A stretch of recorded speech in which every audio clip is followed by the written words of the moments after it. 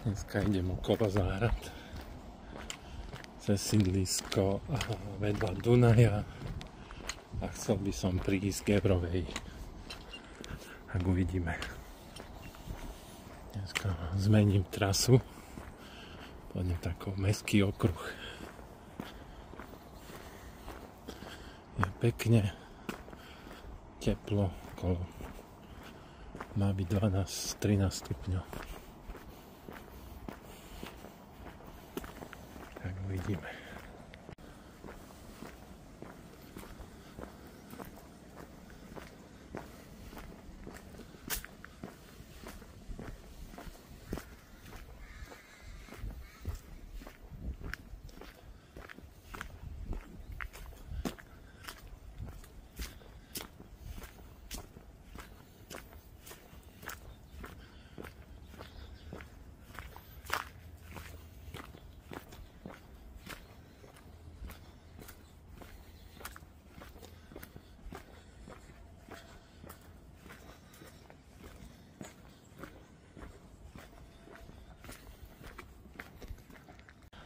Klesám k Dunaju zlých dielov.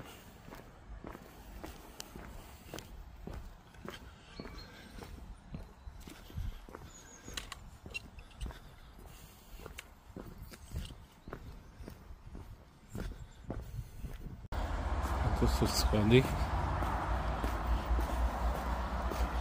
Vlastne prídem na cestu do Devína vedľa Dunaja.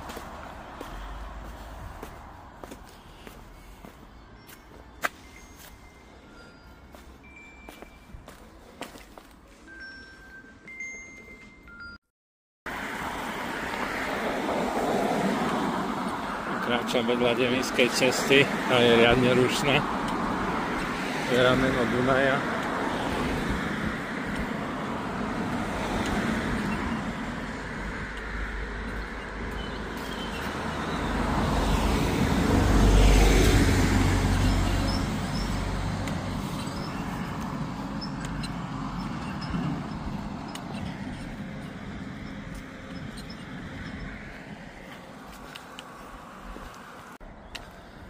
Dneska je otvorený vodárenský park.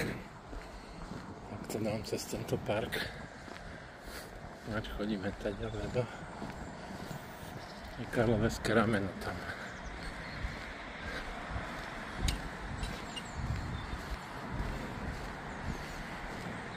Vodári sa pekne starajú o tento park.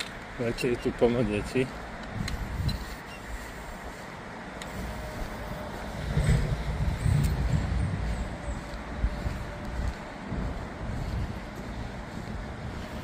To zatravňujú, jak sú tie pásky.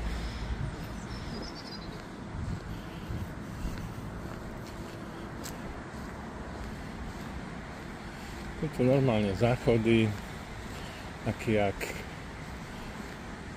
amfiteáter alebo altano, kde sa môžu schovať, keby pršalo. A veľmi obľúbené bol taký potvočík, je tu pre deti. Asi 20 metrový. Tam sa deti veľmi radi čvachtali. Jen tam, jak sú tie lavičky. To sa im strašne páčilo. Karloveské rameno. Taká pláž. Viacej je tu takých pláží, kde môžete sa ísť pozrieť na vodu, chytať ryby. Len tam je Vodárenský ostrov.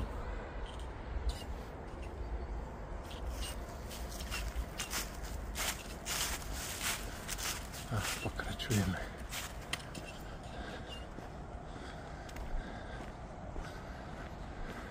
A stade to už vidíte Dunaj tam vzadu. Vzadu je Dunaj a toto skoro je rameno.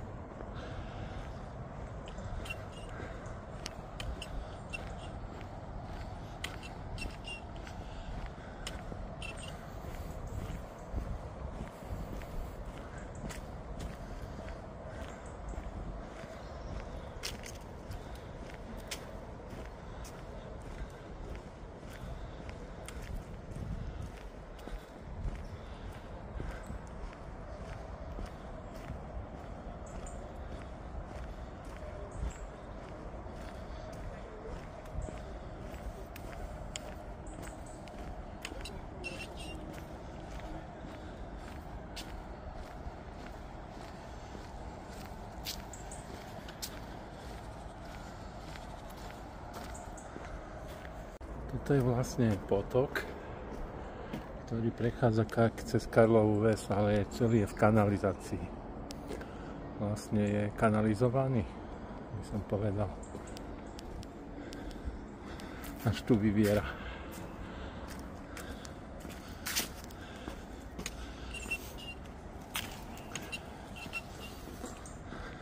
Tu krásne vidieť tú zátoku.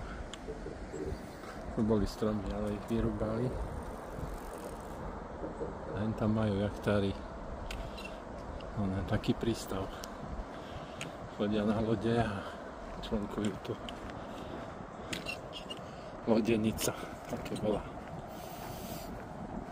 Takže ideme v lodenici a pokračujem do mesta.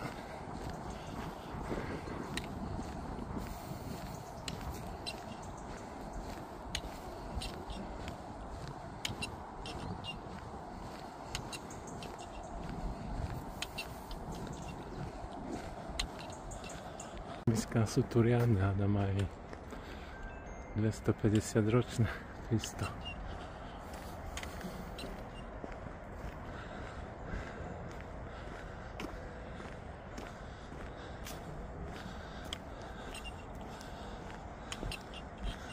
Kde tam ide? Vesluje o 106 dievča.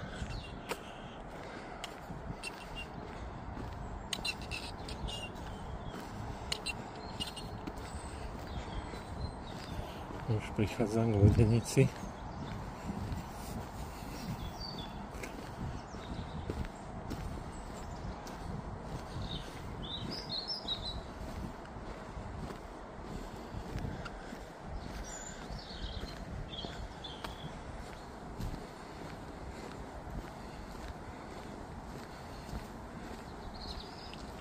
Tam siahala voda v roku 2013.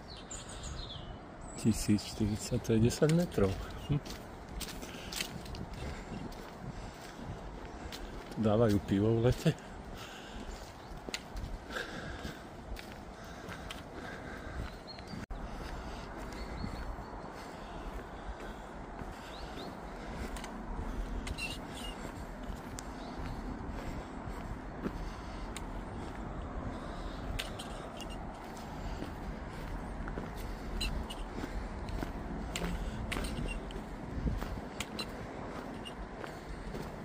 Tam je už Dunaj, cez to rameno. Tam je umelo prehradené.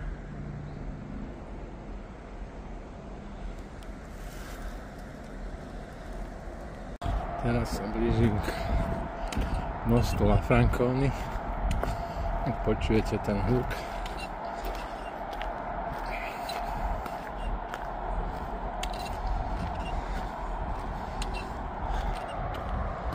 Tam je už Dunaj.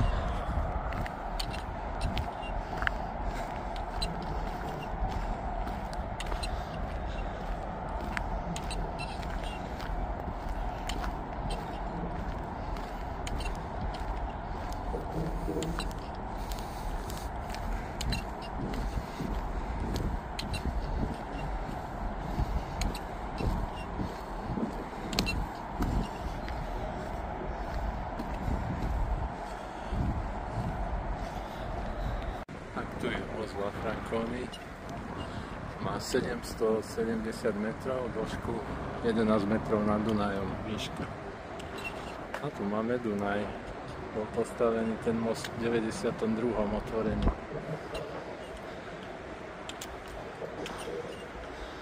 A tu máme také ikonické nábrežie, tu sa dobre prechádza. Tam je už Rakúsko v diaľke, ten kopec. Fakulta telovýchovy a my ideme po nábreží vedľa Dunaja do centra mesta. A La Franconi most. Tam sa dočítal, že ten pán La Franconi bol tu inžinier, asi stavebný alebo hospodár, ale bol to veľký intelektuál, bol aj archeológ, chcel nájsť hrob Attilu, tak sa venoval aj archeológii, dokonca daroval v Bratislave svoje zbierky a otvoril múzeum. veľa patentov, mal ako samonakladaciu plošinu v kamenolome, vynašiel a potom sa rozšírila do celého sveta. A tuto, kde stojí most, mali aj svoju vilu s parkom, ale tam bola zlikvidovaná pri výstavbe. A chudák nakoniec sa niekedy v roku 1894 zastrelil, mal nejaké psychické problémy a nevie sa, či je pochovaný v Taliansku vo svojom rodnom meste Verde, alebo tak nejak sa volalo, alebo tu v Bratislave. Dokonca, že má na Ondrejskom cintoríne aj svoju sochu. Takže toľko o tejto významnej osobnosti bratislavskej.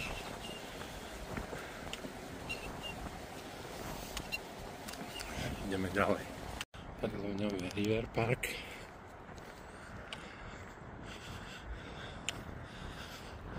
Židovský cintorín hore.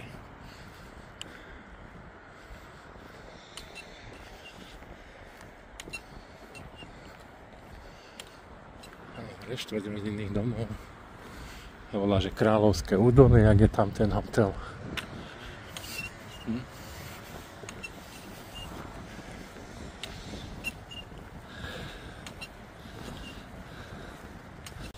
Som pri River Parku. To celok bol otvorený roku 2010. Sim GNT je investorom a staviteľom. To je taký polyfunkčný objekt. Sú tu byty, hotel. Toto je kancelárska časť veľká. Myslím, že teraz aj prenajímajú priestory. Ako v tejto objekte už. Tu sú obchodné prevádzky. Knihkupectvo, banka, to myslím bola GNT. Ale už teraz toto neviem, ČSOB, kto ich prevzal. Už predali svoj bankový sektor alebo splínuli s niekým.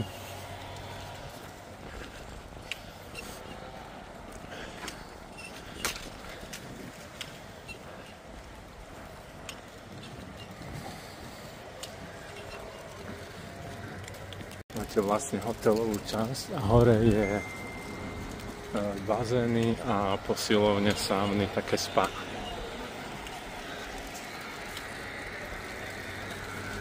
To je kancelárska časť.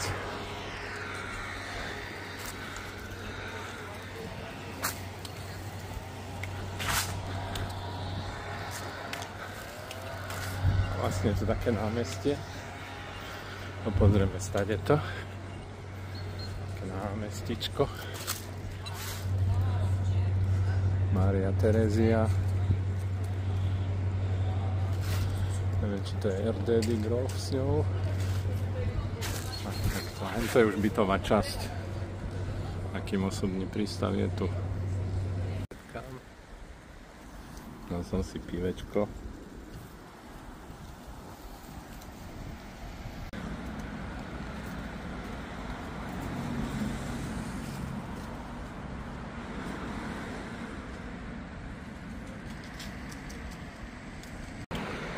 No, sa napá.